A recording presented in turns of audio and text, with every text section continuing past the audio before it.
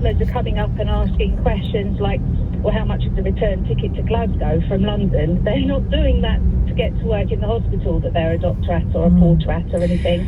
Can I just take you back, though? Let me take you back to one of the very first things you said, which should be true but isn't. That it's only meant to be key workers using public transport. But again, the government keeps saying, work from home if you can. If you can't, go to work anyway, but follow distancing rules. So they've given the green light to people other than key workers to travel on public transport. And it's an absolute disgrace. But the bottom line is, if the government aren't going to take the steps to ensure that people who shouldn't be travelling are staying off of our public transport, then the employers of people have got a responsibility for their staff's health and safety. And I'm afraid having people standing on the concourse of a railway station is not helping the trains run efficiently, not helping key workers get to work, and it's entirely unreasonable and uncalled for that these people should be placing their lives at risk. So I lay the blame for these people's deaths squarely in the hands of the government. What they need to do is allow the rail operating companies to close the ticket offices and have just the key staff, the drivers, the controllers, people like that operating on the trains, and let the revenue function people stay home and stay safe. What would you say? Sorry. No, finish your point, that's fine. I was going to say, every frontline member of staff that is potentially infected by a passenger going through who's carrying the virus, whether they know it or not, have then the potential to pass that virus on to all of the key workers that are using the same network. They do. And let me ask you, you're a trade union official, so you represent people who have representation, have trade union representation. A lot of the callers I'm taking are from people who have no trade union representation,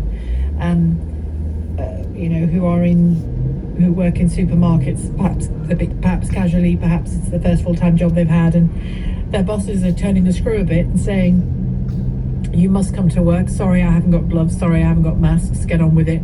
I know the customers are coming in numbers. Get on with it.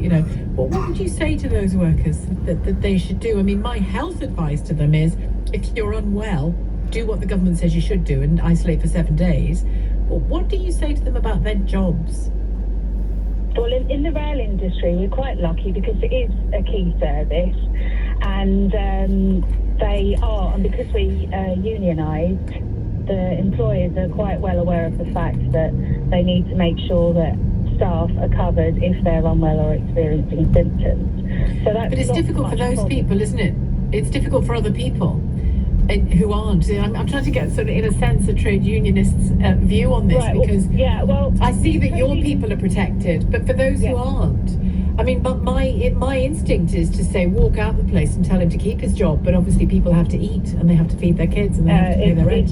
It's very difficult. I mean, I'm looking at my son's girlfriend who works in Sainsbury's, and her position is it's a Saturday job, it's a part-time job, and she won't be going back even if it means she loses her job, which is a shame. But her life and her mother's life, who she lives with, are top priority. It's very, very difficult, but I would recommend that everybody finds the appropriate trade union for wherever it is that they work, and they join, and then they get some recognition, because pretty much every job has a trade union that is applicable.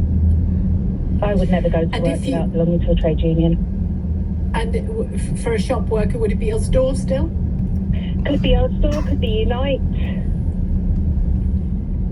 Good to know. Thank you. Bonnie and Sutton, thanks very much indeed. Trade union official at the TSSA, the Transport Salaried Staffs Association. It's 3:46. Coming up at 4 on LBC, Eddie Mair. On this Good Friday, I'm looking for good news coming out of the coronavirus crisis. Acts of kindness, human generosity, people helping people, plus the Downing Street News Conference live. Eddie Mair on LBC.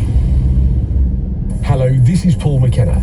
I've just recorded 3 special new positivity podcasts to help you stay positive at this challenging time. They have powerful techniques that you can use to help you control stress and reduce anxiety, to overcome insomnia and have refreshing nights of deep sleep, and how to stay happy in your relationship, whatever the challenge.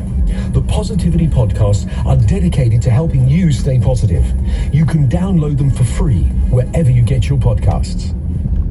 The trampoline that makes Dad feel like a kid again. The projector that turns film night into outdoor cinema night. The hot tub that transforms your garden into a spa retreat. With a choice of ways to pay, you can make the most of family time. You can say yes when it matters most at very.co.uk. Goods and services provided by Shop Direct Home Shopping Limited. Credit provided. Subject to status by Shop Direct Finance Company Limited. 18 plus. Jules, how's the flower business? Oh, I wish I could keep up, Kev. Now you can with the new Samsung Galaxy S20 on EE's 5G network. Check out the camera. Makes these blooms look bloomin' marvelous. Ooh. And you can upload it a flash. So I'll have time to get these orders out. With 5G in more places than any other network, you can watch your business blossom. Let's go do business with business plans for £50 a month from EE. Price excludes 20% VAT. Terms and contracts apply. Check coverage at ee.co.uk/coverage. Experience may vary by location. Leading Britain's conversation. LBC with Sheila Fogarty. This text, no name attached, says, Hi Sheila, my brother works for a food franchise. He's trying to shield his son and his mother-in-law from coronavirus. And although he doesn't have any symptoms, his boss has advised him to stay home as there isn't enough space to socially distance in the store. He's been told he can keep his job, but he must take the time off without pay. Well, that seems rather lovely of the boss. I think you should inform the health and safety executive about the lack of provision for the staff. He can't risk getting the virus, but we're not sure he will qualify for universal credit or how it will affect them financially, as they now have no income. That's a part of the picture from here anyway. It's such a stressful time for everybody. If he has been told to go home in order to protect his wife because his workplace doesn't allow social distancing, then his son and his mother-in-law, not his wife, then there must be either universal credit help for him, or if he's an employee, a full employee, I don't know whether he is or he isn't, but if he's a full employee, he's essentially been furloughed, hasn't he? And his employer has an obligation to continue to pay him and then recoup that money from the government, or 80%, give him his 80% of his salary and then recoup the government, the money from the government, is my quick interpretation of that. So do look into it. There isn't a name here, so I'm sorry I can't address you personally, but that's my instinct, is that there are ways around that. Actually, as this deepens, we'll get the employment lawyer we had on last Friday, we'll invite him back on, because everybody's situation is slightly different, isn't it? Or a lot of people have quirks to their own situation that don't necessarily come up with an immediate answer, and he was very helpful to the people he spoke to last week, so we'll do that again next week or the week after. Edward has called from Birmingham. You are a resident in a care home, Edward? Yes, I am indeed. I've been here for some years, and I have no family, and the carers here are my family. And I've been asked me time and time again, have you got the appropriate equipment? But I kept saying no. And surprise, the next day it suddenly appeared. It has, so they now have the equipment? They are fully equipped, yes. They're fully equipped. That's a relief for them, but also for you and the other residents, because you can all be safer. Yes, I've had, they came in and they've taken swabs and what have you, and got to wait 48 hours to find out what the solution is. And they've taken mouth and nose swabs from residents, have they, in your care home? They've taken swabs, yes. From the throat and the nose, yes. They have. From the residents or the staff? The residents. I would assume that they're taken from the staff as well. But okay, that's interesting. And do you know how that has come about? I kept asking and asking and asking, you know. Yeah. Because the staff here are my friends. You know, they've got Yes. families. Their mothers, their fathers, their grandmothers, you know. I do. They work for extremely small wages. It's hard physical work and mental work too. When they finish the shifts at night, you can see that they're going home virtually exhausted. But can I make another point, Sheila? Please do. You were magnificent yesterday when you were sort of rooting for more workers, but the care workers, the people at the supermarkets. And I hope you're not offended, but you reminded me of a little terrier you wouldn't let go. I'm not offended at all. I quite like being compared to a little terrier. Edward. Lisa, you know. And can I say that, obviously, you're the finest broadcasting station out.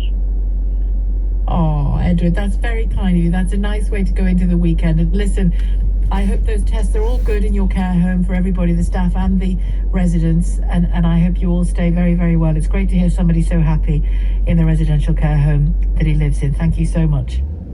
Ken has called from Reading. Hello, Ken. Hello, Sheila. How are you?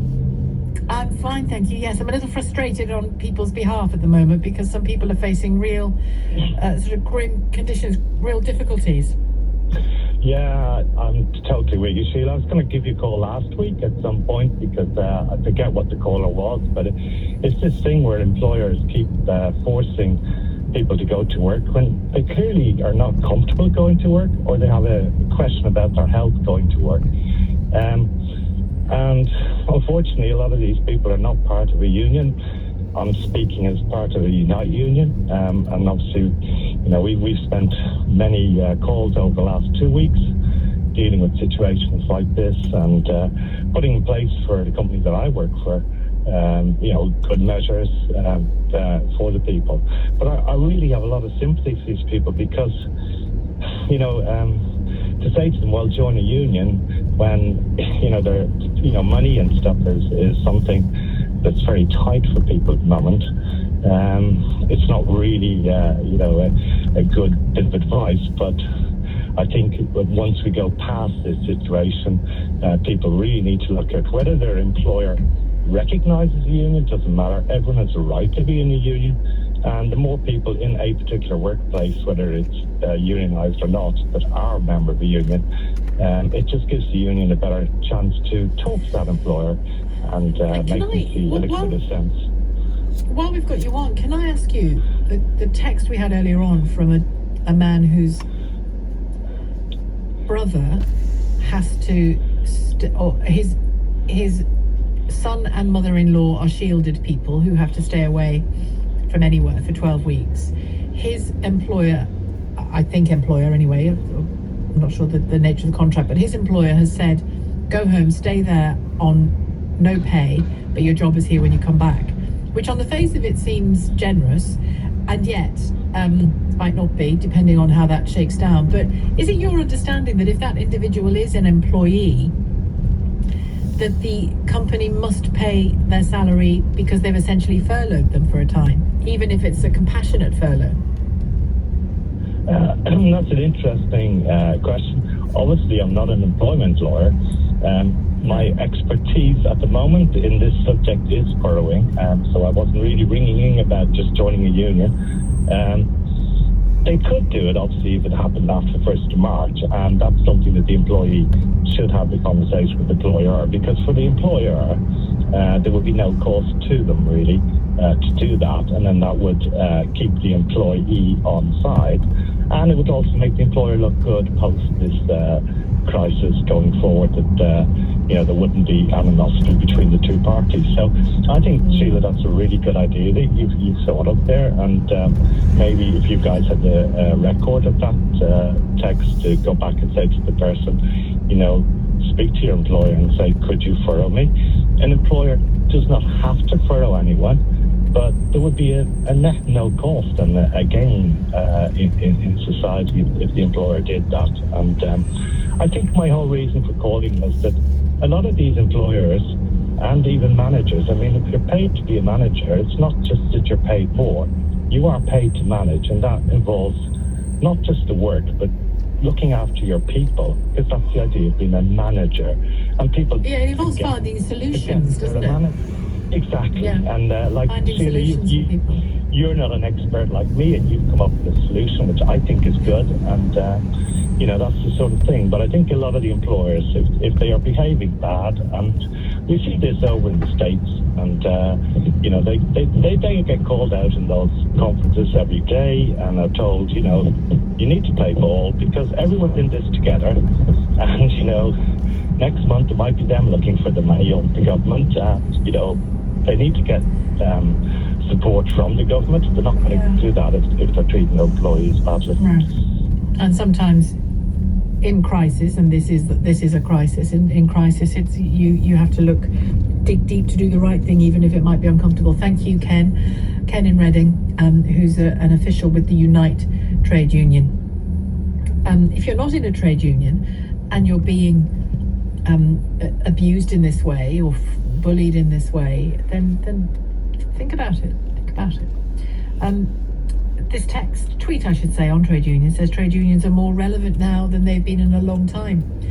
They're also working ridiculously hard to protect their members, and with little support from vague government guidance. Everyone needs to join a union. Well, to be fair to the government, if you think it's vague, if you think it's not clear enough, just head to the government website, gov.uk/coronas/coronas, coronavirus even, it would help if I could say it correctly, coronavirus, and you'll find most of the information you need there. I think I will commit to getting an employment lawyer on again in a week or so's time, or whenever we can, so that you can put your questions, if you still have them, to him or her, and we'll try and solve those problems for you. But thank you for all of your calls this week, and if you've been going through hell because of coronavirus this week or any time, then you have our thoughts and you have our prayers, and thank you very much for taking part in our programmes. That is it from me for the week. I'm back on Monday, on Bank Holiday Monday. Make sure you stay tuned to LBC for the Daily Press Conference this evening while Eddie's on air, and over the weekend as well. Stay with us. We'll bring you all the latest developments and government comment as well. Coming up tonight at 6, it's Ian Dale. But right now, here he is, Eddie Mann. Thanks, Sheila. The long Good Friday. On what should be a holiday weekend, with the temperature rising in some parts of the UK, the message remains the same. Stay home, protect the NHS, save lives. The trend of the death toll remains the same. It continues to rise in all parts of the UK. Right now, have you seen acts of kindness during this crisis? Strangers, neighbours helping each other in these unprecedented circumstances. On Good Friday, I'd like to hear some good news. Tell me yours, 0345 6060 973. Tonight we'll bring you live and in full the Downing Street News Conference. We'll get advice on this long weekend from the Domestic Abuse Commissioner for England and Wales. And from the US, the story of the Donald Trump COVID-19 news conferences that have even some of his own supporters wishing he'd shut up. On your radio, on Global Player, and Play LBC. Leading Britain's conversation. This is LBC. From Global's newsroom, I'm Tim Humphrey. As temperatures rise over the bank holiday weekend, politicians and health officials are repeating that it's critical people stay at home and observe social distancing rules to reduce the spread of coronavirus. Many of us would usually be heading to the roads for the Easter getaway, but we're being told it's critical we stick to the guidance. Police in Scotland have issued more than 500 fines to people who've ignored lockdown rules. SNP Westminster leader Ian Blackford says holiday homes are not the place to be right now. I appreciate that the Easter holidays, people traditionally like to get out and about, but let me say to anyone considering leaving their home this Easter weekend, please don't. You will be putting lives at risk. Police say they will be on patrol and do have powers to issue fines if people break the rules, but officers won't be monitoring what people are buying from supermarkets, despite comments by officers in Northamptonshire and Cambridgeshire that could be the case. Another 953 people have died in the UK after being diagnosed with coronavirus, taking the total to nearly 9,000. A police officer has been bitten on the arm after responding to reports of a street disturbance in Rochdale in Greater Manchester. The 21-year-old was attacked as she and her colleagues tried to explain that people shouldn't be visiting other homes during the coronavirus lockdown. A 29-year-old man has been arrested. The Foreign Office has chartered 12 more flights to bring more than 3,000 stranded UK nationals back from India. They're added to 7 flights that have already been arranged for this weekend and will bring the total number of Britons repatriated from India to around 5,000. Downing Street says it's not clear how long the Prime Minister will stay in hospital for after he left intensive care last night. We're told Boris Johnson waved to doctors and nurses as he was moved to his